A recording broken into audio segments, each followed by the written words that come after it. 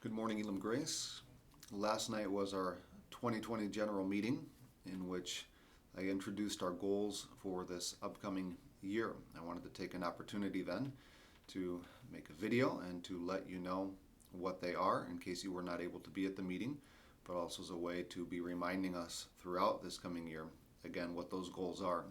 We break up our goals into first goals, second goals, and third goals. First goals are those things that we believe are essential, meaning if we do nothing else this year, we're going to do these things. Second goals are anticipated. We believe we should be able to do these things. And third goals are those things which are possible. We hope that we might be able to do these things. So, number one, our first goals for this upcoming year. There are three things. Number one, it is to grow, celebrate recovery out into the community.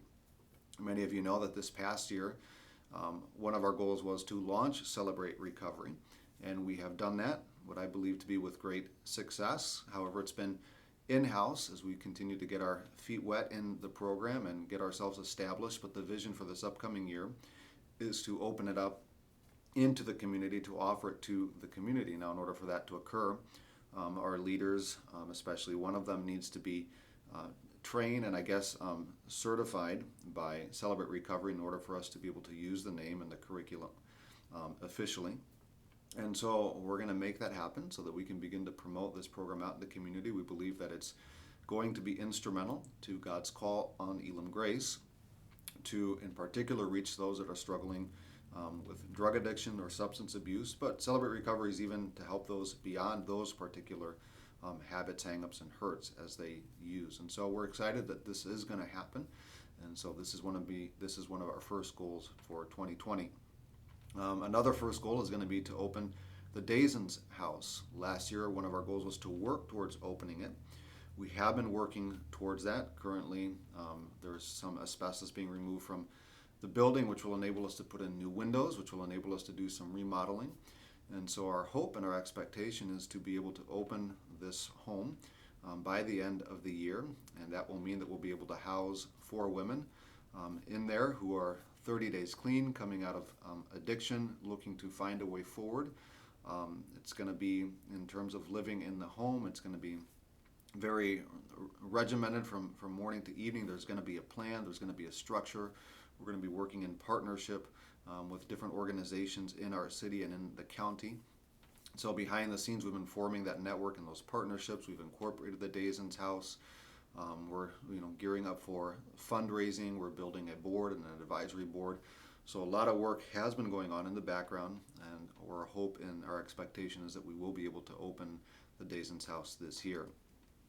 Another first goal, and the last one, is to launch a church-wide stewardship campaign, in large part through the Dave Ramsey Financial Peace University. We've offered the Financial Peace University, or FPU, in past years, and I think that it's been very, very successful, and it's helped a lot of people.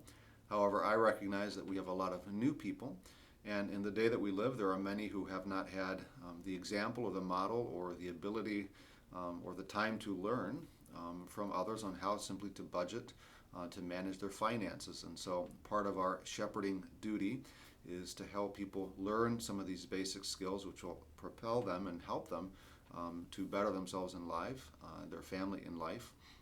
And so we're going to want to launch this church-wide. We're going to be offering 2, 3, maybe even 4 courses. We're broadening and expanding our leadership team so that we can carry that load better. And so if you've taken it, you might want to take it again. If you've never taken it, this may be a great opportunity for you to really dig in and to get a hold of your finances. I recognize there are other approaches that are highly successful, but this is one that we feel is simple enough that anybody can follow it and it can make a difference in anybody's life.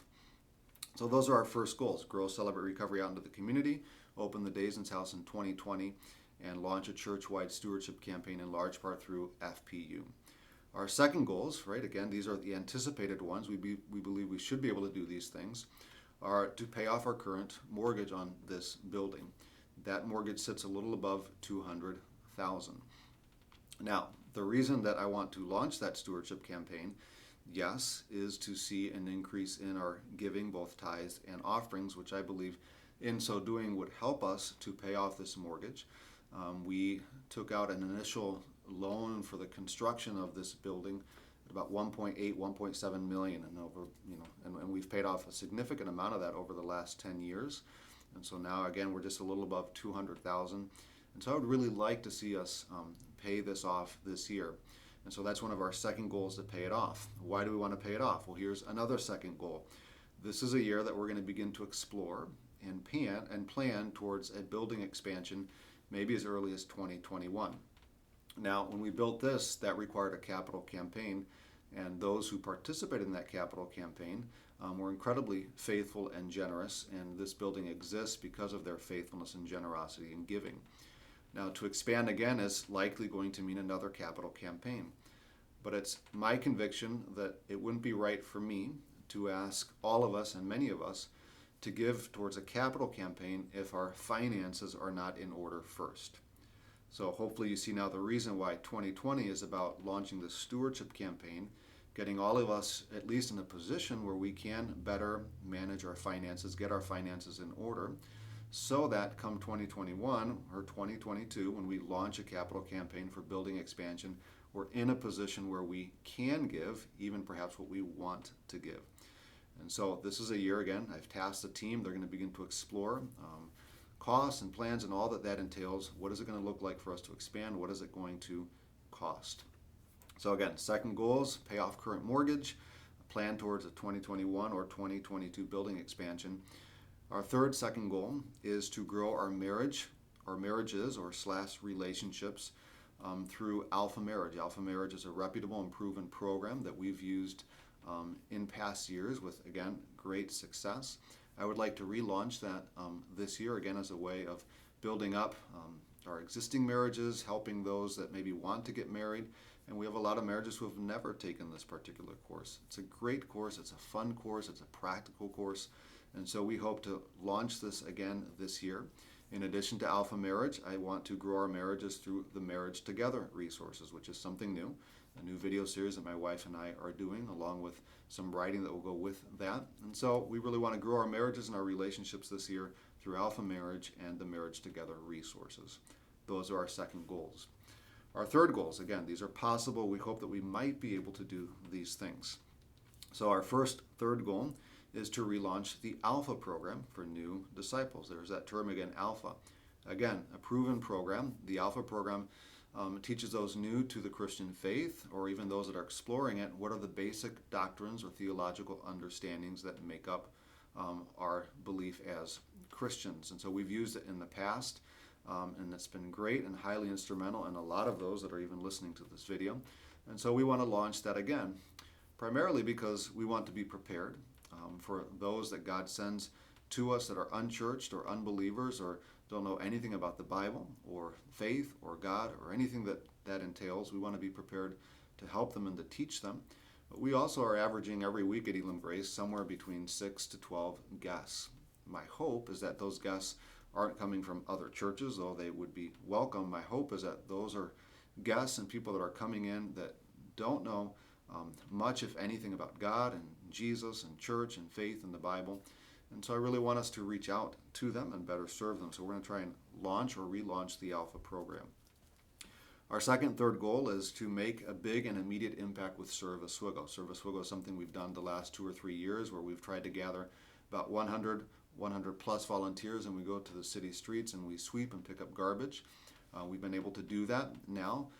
But really my hope is maybe this year to do that, but in addition to that, do something that would make a bigger and having a more immediate impact on lives or one particular family. And so it may involve pouring all of our budget into one singular project and sending 100 volunteers to work on a particular building. There's some creative ideas that we're floating around, but we hope to do something that again will have a big and an immediate impact on someone or someone's. Last but not least, the third goal is to expand Fall Fest.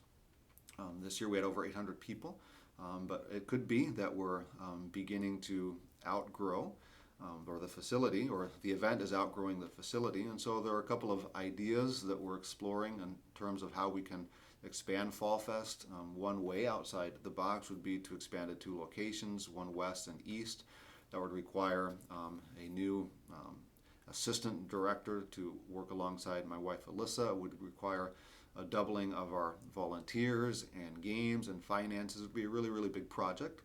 But another way that we could also expand it would be to open up Fall Fest an hour earlier to kids with disabilities. So the place would be there as for them and their parents and their families to come and to explore and to have fun. A third way that we could potentially could expand would be to open up the building for our own families, our own children, Elim kids, and they can come and play and have fun together, and then we can open up to the broader community. All of these are ways that we could expand it and potentially reach more people in what is our biggest outreach event. So, all of those are our goals for 2020, our first goals, our second goals, our third goals. I'm excited about each and every one of them. I hope that as I share them, they resonate with your heart, and I hope that together, because our theme is unity this year, that together we can work towards accomplishing these things.